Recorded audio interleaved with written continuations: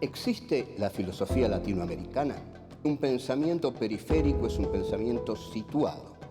Europa se arroja sobre América Latina la herencia de los pueblos originarios, los proyectos de nación, el porqué de este pensamiento, el rechazo al colonialismo, la unión latinoamericana, la lucha de clases en Argentina, países subalternos, marginados, que no han participado de la centralidad de la historia. América Latina, filosofía y colonialismo.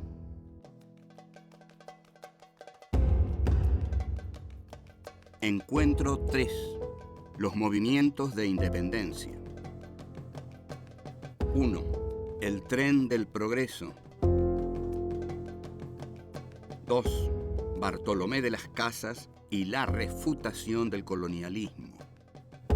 3. La independencia de España y el papel de Inglaterra. 4. Los proyectos de nación.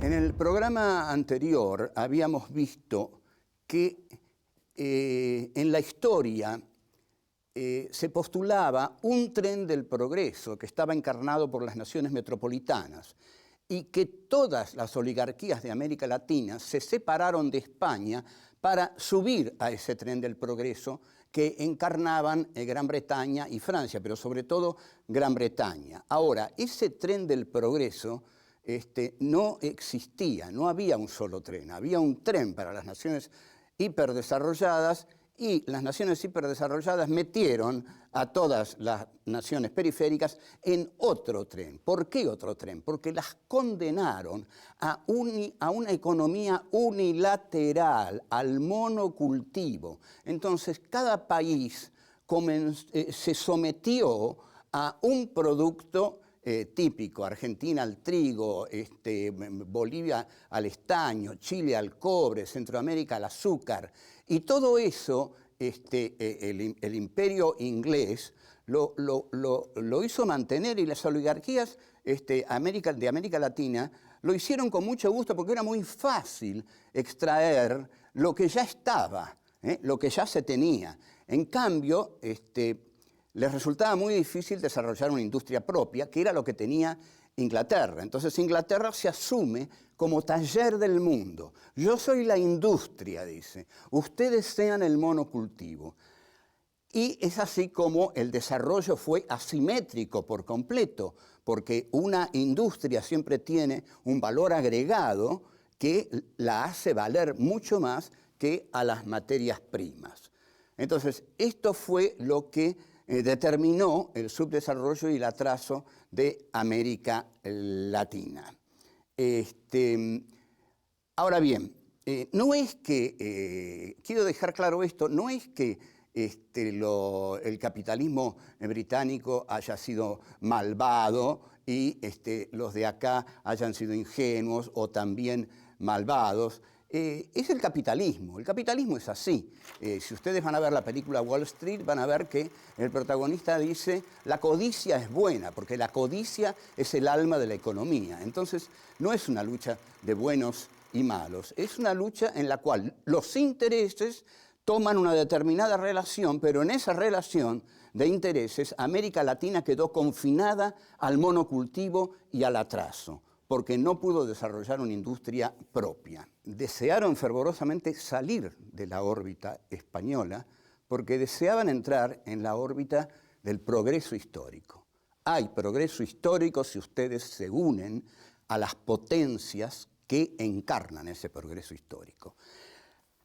Y España dejó de encarnarlo. España lo encarnó en la conquista de América, pero fue una encarnación de un movimiento, el de la conquista de América, que despertó al sistema capitalista, pero a través de una brutalidad enorme que fue llevada adelante, como dijimos, con la espada y la justificación de lo evangélico. A esto, muy, muy meritoriamente, se opuso un clérigo español Bartolomé de las Casas, que se apiadó tremendamente de los indios masacrados por la conquista de América.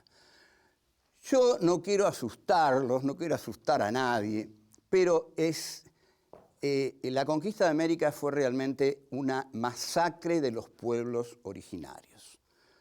Yo diría que hubo por lo menos 40 millones de muertos en América Latina y fue el arrasamiento de los pueblos originarios, de los que no quedó casi nada. Entonces, Bartolomé de las Casas, que nos deja su documentación y su palabra adolorida, dice: ¿con qué autoridad habéis hecho tan detestables guerras a estas gentes que estaban en sus tierras mansas y pacíficas? Clarísimo lo de Bartolomé. ¿Con qué autoridad? Bueno, esto la monarquía española lo diría claramente, porque nosotros somos Occidente, porque nosotros somos los países de la civilización.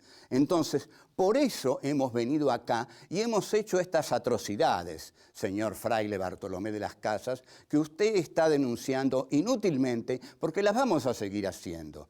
Lo cierto es que las siguieron haciendo y que Bartolomé de las Casas pasa a la historia como un testimoniante que fue sensible al horror de la masacre de los pueblos originarios, pero que por supuesto no la pudo impedir, porque mal puede impedir un buen fraile todo un proceso histórico que se basa en la masacre de esos pueblos para lograr la extracción del metálico, del oro que hay en esa tierra que se ha conquistado.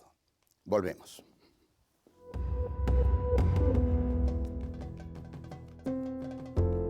Es notable lo que ocurre con Fray Bartolomé de las Casas, porque si uno piensa en todos los clérigos que había en América Latina durante el proceso sanguinario de la conquista española, lógicamente se pregunta por qué uno solo fue el que tuvo un corazón sensible como para decir: paren la matanza, y largar frases como la matanza tiene como fin último el oro y las riquezas. Detengámonos en esta frase, es extraordinaria. No la decimos nosotros, no la decimos nosotros porque queremos mostrar que hemos sido los buenos y los que hemos sido expoliados. Lo dice Bartolomé de las Casas, que era español, que era cura, y dice: las matanzas tenían como fin llevarse el oro y las riquezas. Entraron los conquistadores como lobos, como tigres,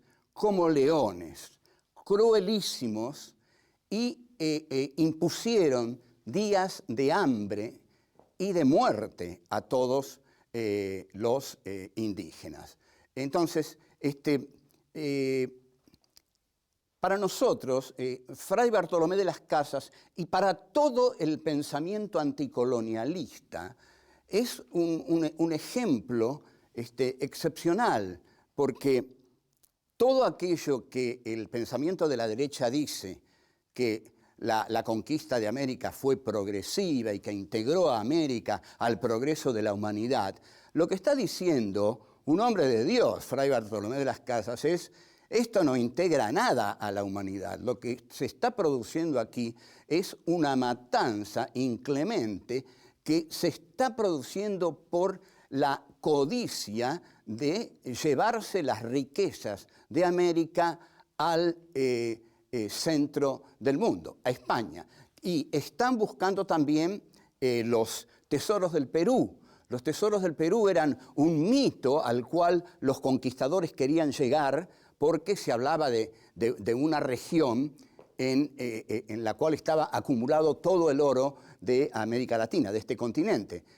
Ahora, es Bartolomé de las Casas el que dice que este continente fue saqueado injustamente, injuriado, vejado, en nombre de la codicia de la razón occidental, digamos, en este caso encarnada por los aventureros que fueron los conquistadores españoles. Tampoco queremos pelearnos con España, pero España tiene que asumir que esto fue así. Nosotros no podemos decir otra cosa. Esto fue así, ocurrió así. Hubo un genocidio para llevarse las riquezas de América Latina a la monarquía española, que no supo mucho qué hacer con ellas porque terminaron desarrollando realmente las industrias británicas, porque finalmente a través de los piratas y de los robos a los galeones fue Inglaterra la que terminó quedándose con las riquezas de América Latina. Esa conquista se trató de una guerra tiránica. En realidad, los conquistadores que llegaron fueron tiránicos y los curas que llegaron con ellos ayudaron muchísimo a ese genocidio. Esto se va a repetir, se repitió en la Argentina, por supuesto. Pero a ese genocidio el cura viene para evangelizar al indio. Si el indio no acepta la evangelización, lo que no está aceptando es que el alma entre en él. Si el alma no entra en él, al no entrar el alma de Jesús, el conquistador lo puede matar sin ningún remordimiento de conciencia. Entonces, el pensamiento de las Casas está refutando la esencia del colonialismo, porque la esencia del colonialismo es la bandera que dice: con nosotros llega el progreso, llega la civilización, con nosotros América es incorporada al mundo. Y esto es lo que va a decir todo el pensamiento de la derecha, ¿no? Dice, bueno, es una bendición, América ha sido incorporada, así entró América al mundo. Pero sin embargo, la tierra americana pasa a ser del conquistador. El conquistador se queda con la tierra y mata a los pueblos originarios a los cuales pertenecía la tierra. Es entonces, frente a esta situación que España establece con la conquista, que se revelan las revoluciones latinoamericanas ya en el siglo XIX. ¿Contra qué se rebelan? Contra los descendientes de aquellos conquistadores que arrasaron con los pueblos originarios. Los que se van a rebelar son los criollos que quieren salir de la órbita española para comerciar con las grandes potencias imperiales. Lo hacían a través del contrabando, lo venían haciendo, pero ahora, si se hace esta revolución que tiene como única finalidad echar al colonizador español y lograr una libertad para lograr la libertad de comercio y no estar sujetos al monopolio de comerciar solo con Cádiz. Quieren comerciar con todo el mundo. Hasta luego.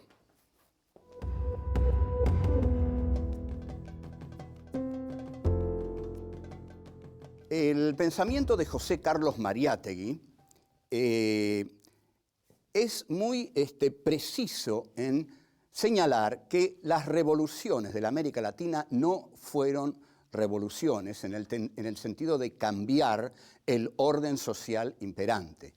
Lo que cambiaron fue la burocracia española la echaron y pusieron a los criollos a gobernar estos territorios. Pero no hubo, digamos, un cambio en la tenencia de la tierra, por dar un ejemplo.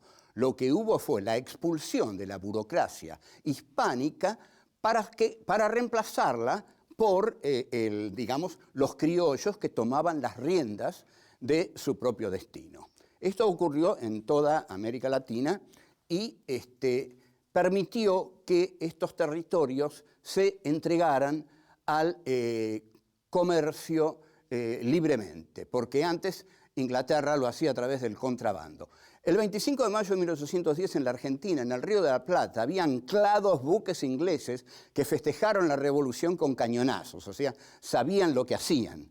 Iban a entrar ya no como guerreros durante las torpes invasiones inglesas de 1806, 1807, sino que iban a entrar sobre todo a través del sistema bancario y a través de las mercancías.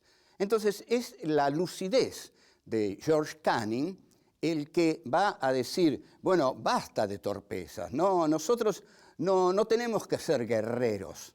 en América Latina. No tenemos que ir a conquistar esos territorios.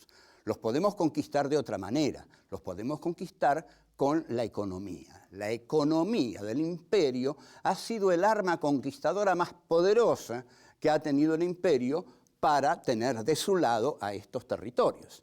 Estos territorios no son inocentes porque fueron sus clases más acomodadas las que aceptaron lo que Tulio Alperín Dongui, a quien nadie puede acusar de marxista, de izquierdista o de pequeño idiota latinoamericano, Tulio Alperín Dongui llama el pacto neocolonial en su historia de América Latina. Efectivamente, se establece un pacto neocolonial. ¿Cuál es el pacto neocolonial que se establece en América Latina? Bueno, Inglaterra va a ser el taller del mundo. Inglaterra nos va a proveer de mercancías, de todo lo que nosotros necesitemos que sea elaborado a través de la industria. Y los países de la América Latina van a tener que entregar en el intercambio a Inglaterra los productos de su tierra, los productos originarios de su territorio.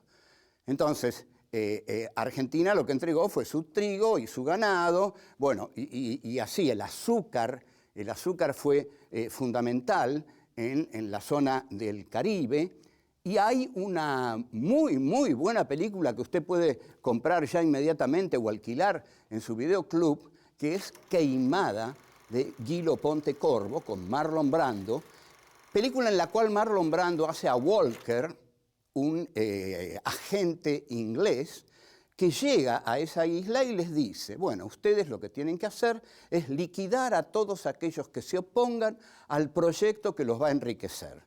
Y esos burgueses le preguntan, ¿cuál es el proyecto que nos va a enriquecer? Bueno, comerciar solamente con nosotros, dice el inglés. Vendernos el azúcar solamente a nosotros y nosotros les vamos a dar todo lo que necesiten. Les vamos a fabricar hasta las tacitas para tomar el té, hasta, digamos, los manteles, todo lo que quieran. Eso se lo da Inglaterra, porque Inglaterra, y esto lo había dicho ya Adam Smith en La riqueza de las naciones, Inglaterra tiene que funcionar como el taller del mundo y tiene que tener al mundo como su comprador, como su cliente. Y ese cliente, a la vez, tiene que entregarle a Inglaterra las materias primas para que el imperio pueda llevar adelante sus industrias. Lo que ocurrió con esto y lo que va a ocurrir es que una industria siempre tiene valor agregado, mientras que un producto primario es primario justamente porque no tiene valor agregado. Se lo entrega tal como se lo saca de la tierra. Por eso nuestras oligarquías latinoamericanas fueron infinitamente cómodas. Fueron algo así como el amo hegeliano, que, dice Hegel, se evapora en el goce, mientras que el esclavo es el que trabaja. Entonces, entregaron los productos primarios de América Latina e Inglaterra les entregó todo lo que necesitaban. Igual que en el sur de Estados Unidos. El sur le entregaba algodón a Inglaterra y en el sur hasta los manteles eran hechos en Inglaterra. Esta relación profundamente desigual explota en el crack del 29 y ahí es donde los países de América Latina se dan cuenta que tomaron un camino equivocado, que el tren de la modernidad no era para ellos. Bueno, chao, hasta luego.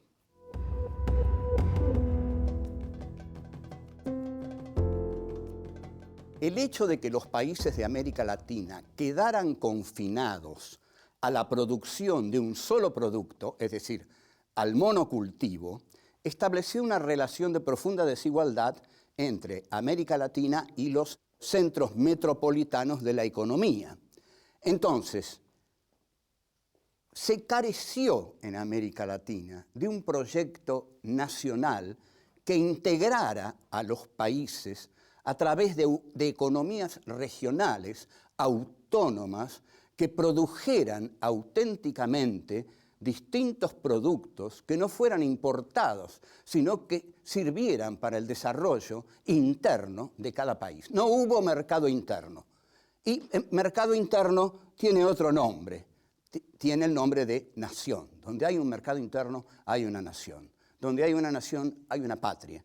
Donde hay una patria, es necesario un Estado.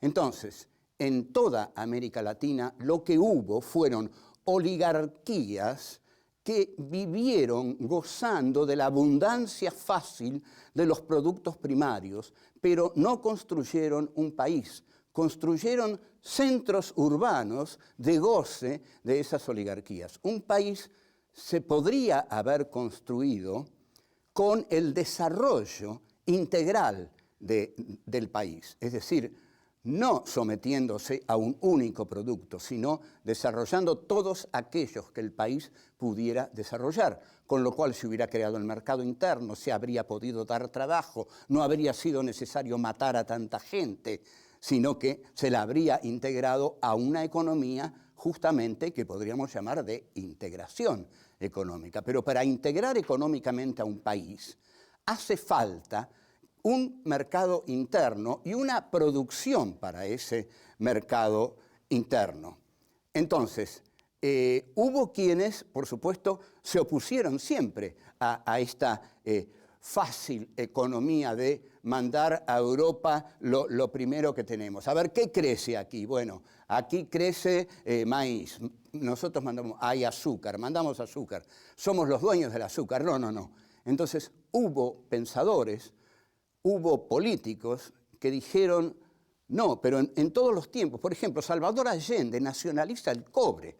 Esta es una medida fundamental que indignó a Nixon y a la CIA. Apenas Salvador Allende nacionaliza el cobre, Nixon y Kissinger y el diario El Tribuno, que fue uno de los principales diarios que colaboró en la caída de Allende, y la ITT, y la Pepsi Cola y el Chase Manhattan Bank dicen, este es un gobierno al que hay que tirarlo abajo.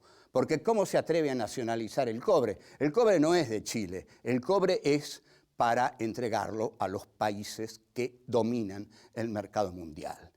Entonces, vemos que esto ha ocurrido en todas las épocas, ¿no? Que el gobierno de Allende cae, en gran medida, es decir, desde el comienzo su caída comienza a ser planeada por este tipo de medidas proteccionistas. Esta es la palabra. Siempre se han enfrentado el proteccionismo y el libre cambio. ¿Qué es el proteccionismo? El proteccionismo es muy fácil, es decir, miren señores, no nos manden máquinas de coser, porque las vamos a fabricar nosotros.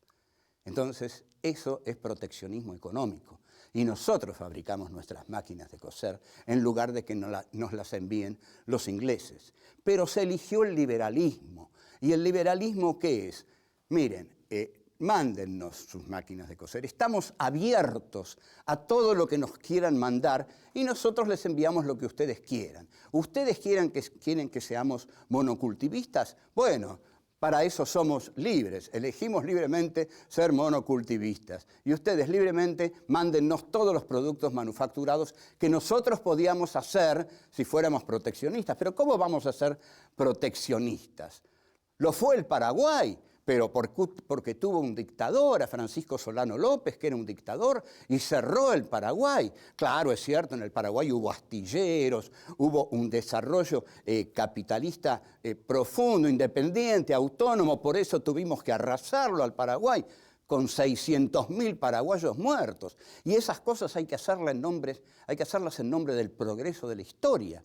Incluso el mismísimo Marx va a decir, ¿qué importan los horrores y los frutos son placeres? No mató a miles de seres Tamerlán en su reinado, con lo cual está diciendo, no importan los costos humanos que implique la penetración imperialista en los países coloniales, porque el mismo Marx apoya el desarrollo burgués porque dialécticamente, hegelianamente, cree que de ese desarrollo burgués va a surgir el proletariado industrial que va a llevar a estos países a la liberación. Pero aquí se equivocaba muy fieramente. En cambio, las oligarquías criollas no necesitaban esa dialéctica. Las oligarquías criollas de todos los países de América Latina dijeron libre cambio. Libre cambio porque con el libre cambio nosotros enviamos las materias primas e Inglaterra nos manda los productos manufacturados. En cambio, un Estado proteccionista habría defendido la economía nacional y habría llevado a la economía nacional a fabricar autónomamente, internamente, aquellos productos que un mercado interno habría reclamado. Esto no se hizo y los países de América Latina se constituyeron en exterioridad, es decir, dándole la manija central al imperio y sometiéndose al único producto que cada uno de ellos lograba producir, que lo producía la tierra. Así, América Latina quedó condenada al atraso industrial y, bueno, ese ha sido su destino tan oscuro en el aspecto económico, en el cual fue realmente un continente subalterno ante las grandes potencias. Bueno, vamos a desarrollar más estos temas porque no son fáciles, pero lo vamos a hacer. Hasta luego.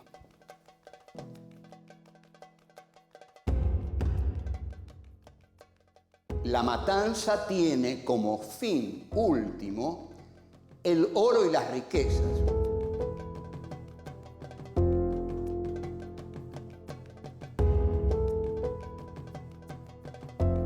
Para llevarse las riquezas de América Latina a la monarquía española, que no supo mucho qué hacer con ellas porque terminaron desarrollando realmente las industrias británicas. El 25 de mayo de 1810 en la Argentina, en el Río de la Plata, había anclados buques ingleses que festejaron la revolución con cañonazos, o sea, sabían lo que hacían.